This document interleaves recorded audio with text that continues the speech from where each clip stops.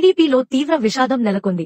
ఆ పార్టీ రాష్ట్ర అధ్యక్షుడు పల్లా శ్రీనివాస్ తండ్రి, మాజీ ఎమ్మెల్యే పల్లా సింహాచలం అయిన వయస్సు 94 సంవత్సరములు శనివారం ఉదయం కన్నుమూశారు. కొంతకాలంగా అనారోగ్యంతో బాధపడుతున్న ఆయన ఆరోగ్యం క్షీణించడంతో తుదిశ్వాస విడిచినట్లు కుటుంబ సభ్యులు తెలిపారు. ఈ ఘటనతో టీడీపీ శ్రేణులు దిగ్భ్రాంతికి గురయ్యారు. ఆయన మరణం పార్టీకి తీరని లోటుగా అభివర్ణిస్తున్నారు. 1994లో విశాఖపట్నం 2వ అసెంబ్లీ నియోజకవర్గం నుంచి టీడీపీ తరపున విజయం సాధించిన పల్లా సింహాచలం నియోజకవర్గ అభివృద్ధికి విశేషంగా కృషి చేసిన నేతగా గుర్తింపు పొందారు. స్థానిక సమస్యల పరిష్కారానికి నిరంతరం పాటుపడిన ఆయన సేవలు మరవలేనివని పలువురు నేతలు పేర్కొంటున్నారు.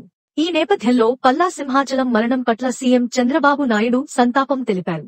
పార్టీకి, తన కుటుంబానికి చాలా కాలంగా విశ్వసనీయంగా సేవ చేసిన నేతగా ఆయనను కొనియాడారు. విశాఖపట్నం నియోజకవర్గ అభివృద్ధికి ఆయన చేసిన కృషి ఆదర్శంగా నిలుస్తుందని అన్నారు.